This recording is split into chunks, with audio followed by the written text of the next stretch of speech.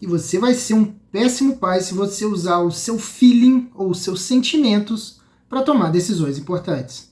Meu nome é Rafael Henriques e esse é o Pai Old School. Ô bicho, presta atenção nisso aqui. Você pode se esforçar, você pode dar a sua vida, você pode se matar pela sua família, mas você não vai ser valorizado e nem reconhecido se você fizer isso do jeito errado. A maioria dos pais são bem intencionados, geralmente se esforçam para fazer o melhor, mas esse esforço tem que ser feito do jeito correto. Eu quero desmistificar essa reclamação recorrente que vários seguidores trazem para mim no Instagram. Então, nesse Dia dos Pais, eu quero te mostrar algumas coisas. Primeiro, por que você age muito errado quando você leva em conta os seus sentimentos ao invés de uma visão objetiva da vida? Segundo, como estruturar uma visão de mundo que evita esses erros? E terceiro, por que você deveria dedicar alguns minutos por semana para estudar sobre como ser um chefe de família cada vez melhor. Mas antes da gente prosseguir, você vai deixar um like e vai se inscrever no canal. Bom, e por que você ser guiado pelo seu feeling vai ser um péssimo negócio, não só para sua paternidade, mas para qualquer coisa na sua vida? Porque isso é uma coisa de gente imatura. Pois é, e a imaturidade, ela deturpa, ela turva a nossa percepção das coisas. Tem alguns memes do Ciclope, quando ele começa a enxergar as coisas, ele enxerga tudo errado, ele chega numa quitanda, e ele tem o óculos vermelho, né? Então ele chega na quitanda, ele vê um monte de fruta redondinha, e como ele vê tudo vermelho, ele chega na frente dos limões, das laranjas e fala: meu Deus, mas só tem tomate nesse lugar? Eu vou deixar alguns memes desses aqui passando na tela enquanto a gente conversa, só para você ter uma ideia do que eu estou querendo te dizer. A verdade é que a graça desse meme é porque ele vê tudo de uma forma distorcida, que é fruto de um filtro que ele tem pré-configurado ali no óculos, que deixa tudo vermelho, independente da cor real das coisas. Nesse exemplo fica muito claro que ele olha para alguma coisa e ele não enxerga a própria coisa. Assim como o imaturo, ele olha para a vida cotidiana dele e ele não consegue extrair dali uma verdade objetiva. Ele só consegue entender o que ele sente. E o que acontece? Você se torna um emocionado que só enxerga as coisas de acordo com a sua conveniência. E o que vai acontecer? Os seus sentimentos, o seu feeling vai ditar o que é verdade e o que é mentira para você. Mas qual é o problema disso? É que os seus sentimentos variam todo santo dia. Eu nem sei se existe isso mais, mas antigamente tinha um instrumentozinho que o pessoal colocava em aeroporto, principalmente, para ver para que lado o vento está indo, né? Aquilo chamava biruta. Não sei se usa isso até hoje, mas o fato é que a biruta, ela é um saco vazio, um saco qualquer, de um material qualquer, de pano, e aí ela indica o lado do vento. Então se o vento bate para cá, ela mexe para cá. Se o vento bate para lá, o vento mexe para lá. E o que acontece é que a biruta mostra lá para o pessoal do aeroporto para que lado está o vento. Quando você é um imaturo que se move pelos sentimentos, o que você está fazendo é virando uma biruta de aeroporto. Para onde o vento bate, você vai. E aí, meu amigo, é muito fácil uma pessoa assim achar que está dando a vida pelos outros, quando na verdade o que ela está fazendo é só encher o saco e tumultuar o ambiente. E aí eu te pergunto qual é o antídoto para isso? Ganhar maturidade. Então o que eu queria te trazer e o que eu queria te desejar nesse Dia dos Pais é que você conseguisse ganhar maturidade para o seu bem e para o bem da sua família. Mas como eu também não vim aqui só para ficar cagando regra e te chamar de imaturo, de graça, no pleno Dia dos Pais, eu vou te dar aqui um mapa, um guiazinho de 3 passos para você adquirir maturidade enquanto você cuida da sua família. Então faz o seguinte, aproveita, pega uma caneta e anota isso, para depois você colocar em prática. Bom, e o primeiro passo para você começar a sair da imaturidade é você construir convicções firmes. E eu acho que todo mundo pensa que tem convicções firmes, mas a verdade é que a gente precisa testar essas convicções teóricas, né, na nossa vida prática. Ou seja, a gente precisa comparar o que é que eu penso na minha cabeça com o que eu faço realmente na minha vida. E é muito comum no Brasil a gente ter convicções que são muitas vezes conflitantes, né? A gente tem convicções demais, e aí várias delas são antagônicas, elas não poderiam coexistir por uma questão de lógica. E aí elas existem assim mesmo. Por isso que a cabeça das pessoas mais imaturas são uma confusão, porque as ideias não se conversam. Quantas vezes você viu um pessoal meio saudosista falar assim, antigamente que era bom, na minha época que era bom, que não tinha essas safadezas de hoje em dia. E aí você faz um corte nessa fala e volta lá para os anos 90, que você vai ver que 2 da tarde, no domingo, com a família reunida almoçando, você tinha um monte de raba para cima no meio da banheira do Gugu. E os caras ficavam esfregando nas mulheres e tal, e é isso aí. e aí acabava isso, tinha umas crianças de 6 anos dançando na boquinha da garrafa. Quer dizer, o cara acha que hoje em dia tá uma merda. E ele acha que na época dele é que era bom pra caramba, porque todo mundo tinha altos valores morais. Mas ele esquece que todo mundo assistia essas porcarias no domingo, na mesa de almoço ali com as tias velhas, as avós, as crianças, tudo ficava vendo essas porcarias.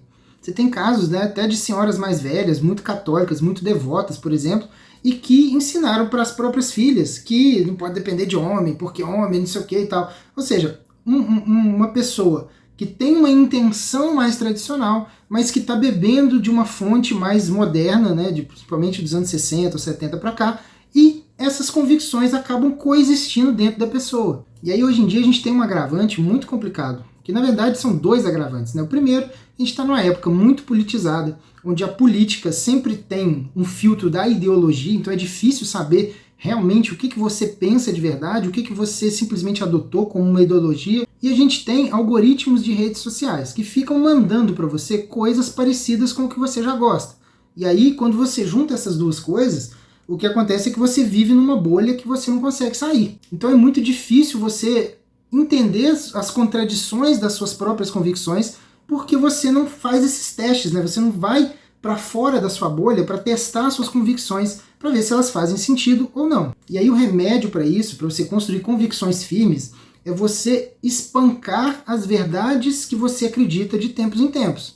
Não em debate de xingando as pessoas no Facebook, no Instagram, sei lá. Essas discussões assim não levam a lugar nenhum, não serve pra porra nenhuma. Isso tem que ser feito de forma interna, você com você mesmo. Você tem que realmente parar na frente do espelho e se questionar o quanto você pode estar sendo meio idiota em relação a certas convicções que você tem. E aí você testa essas convicções no mundo real. Tenta imaginar quais são as consequências dessas convicções que você está jurando de pé junto que são verdades absolutas. E aí para você questionar essas convicções não tem outro jeito. Você vai ter que estudar, né, minimamente. Você vai ter que assistir aula, você vai ter que ler livro. Não tem outra saída. Segundo ponto para você ganhar maturidade. Você precisa assumir voluntariamente e de bom grado responsabilidades. E é aqui que o pessoal se enrola, porque ninguém tá querendo essa porra mais. Mas eu te pergunto, você sabe o que é responsabilidade? Responsabilidade é a capacidade de responder ao apelo dos outros. Ou seja, as pessoas te solicitam alguma coisa e você responde com uma ação. Quando as pessoas precisam de você, você aparece e se dispõe a ajudar. E aqui é um ponto nevrálgico, né? Porque a pessoa imatura, ela é de fato um parasita. Ela sempre vai depender dos outros para tudo, ou pelo menos para as coisas mais importantes. E, em geral, as responsabilidades de um pai são muito claras, né? É muito difícil você não enxergar as suas responsabilidades enquanto pai. Você precisa trabalhar, você precisa cuidar da sua família e você precisa se cuidar para poder estar bem, para cuidar da família e para trabalhar mais. É basicamente esse o ciclo, né? E aí é muito engraçado porque quando você assume as suas responsabilidades de bom grado, acontece um negócio que é meio mágico. Você tira a sua atenção do seu próprio umbigo, você se torna um homem muito mais funcional, você entende melhor como as coisas funcionam no mundo, porque você está vivendo na própria realidade. E um terceiro ponto muito importante é que você melhora a sua autoestima. Para a gente que é homem, ser útil para os outros, fazer alguma coisa, completar o universo de alguém, é um motivo de satisfação absurda, porque a gente foi feito para isso. A gente foi feito para resolver problema e esse tipo de coisa. Não por acaso, foi exatamente esse tipo de visão que me bateu muito forte quando meus filhos nasceram. Eu a vida inteira fui meio preguiçoso, meio vagabundo e tal, e era conhecido assim, né, não só na família, mas todo mundo que me conhecia sabia que eu era meio mosca morta e tal. Foi o nascimento dos meus filhos que me puxaram desse meu mundo imaginário para o mundo real, onde as coisas têm uma hierarquia, têm uma prioridade e as coisas precisam ser feitas, né? Nenhuma bunda de criança vai ser automaticamente limpa sozinha. Alguém tem que ir lá limpar. Então eu recomendo fortemente que você assuma mais responsabilidades. Ah, Rafael, mas eu já tenho muitas responsabilidades. Provavelmente isso não é verdade, tá? Provavelmente você ainda tem coisas que você pode absorver. Isso vai fazer bem para você, vai fazer bem para sua família, vai fazer bem para sua maturidade. E o terceiro ponto, a terceira dica aqui, é que você precisa assumir que tudo que acontece com você, a partir de agora, é culpa sua. Isso não deixa de ser uma outra dimensão, uma outra faceta da própria responsabilidade, que é uma faceta de olhar para você mesmo e assumir os seus próprios erros. Eu quero que você entenda uma coisa aqui. Um pai que é infantil a ponto de não responder pelos próprios atos, ele geralmente é uma fonte de transtorno dentro da casa. Como ele não assume os próprios erros, ele está sempre procurando alguma forma de jogar a culpa nos outros. Então, ele vai ficar terceirizando a culpa. Porque a culpa, ela existe, né? A merda foi feita, alguém fez. Então, ela não vai deixar de existir. Então, você não pode simplesmente fingir que ela não existe. Então, o que você faz? Joga pro outro e foda-se. É bem aquela coisa Homer Simpson, né? A culpa é minha, eu coloco em quem eu quiser. E aí acontece um negócio meio dramático, assim, porque os seus filhos vão aprender que essa é a forma correta de viver a vida. Então eles vão ficar fazendo isso a vida inteira também. Afinal de contas, o pai faz, eles vão assumir aquilo para eles. No longo prazo, você vai criar uns filhos muito mal educados, muito covardes, né? Que não vão conseguir assumir nada na vida, não vão assumir nenhum erro, não vão assumir nada que fizeram de errado, e aí vão ficar imaturos também. E você enlouquece a sua esposa nesse processo no longo prazo. Então, eu queria que você não perdesse de vista qual é exatamente a função de uma família na vida de um homem, né?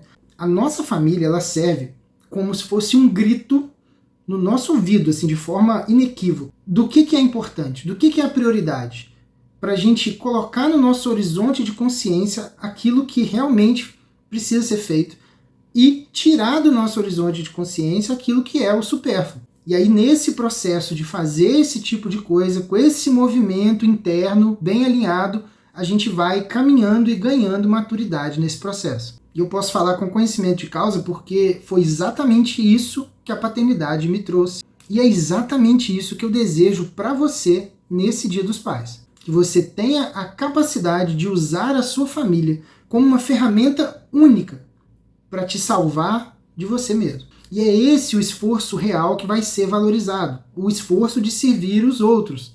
E não de fazer o que o seu feeling manda, o que seus sentimentos pedem para você fazer. Mas aí eu queria que você não se enganasse. Parece fácil falando, né? Mas não é um processo muito natural nem muito automático. Ele vai ser fruto de muito esforço. E aí você pode fazer isso de duas formas, né? Você pode fazer no modo hard, sozinho, batendo cabeça, igual eu fiz, né? Pegando os livros aleatórios, tentando aprender umas coisas, tentando aplicar outras coisas, tentando virar gente meio que na marra, né? Ou você pode fazer no modo easy, que é o modo fácil, que é quando você pega tudo mastigado e só aplica. E se você quer se esforçar já com caminho pavimentado e com aulas práticas e objetivas para te ajudar nesse caminho de ganho de maturidade, de servidão aos outros, de servidão à sua família, você vai clicar no link aqui embaixo que está na descrição e no primeiro comentário fixado e você vai comprar o Chamado Paterno, que é um treinamento que eu criei para chefes de família como você terem um caminho, ter um mapa para seguir de forma bem prática e bem objetiva.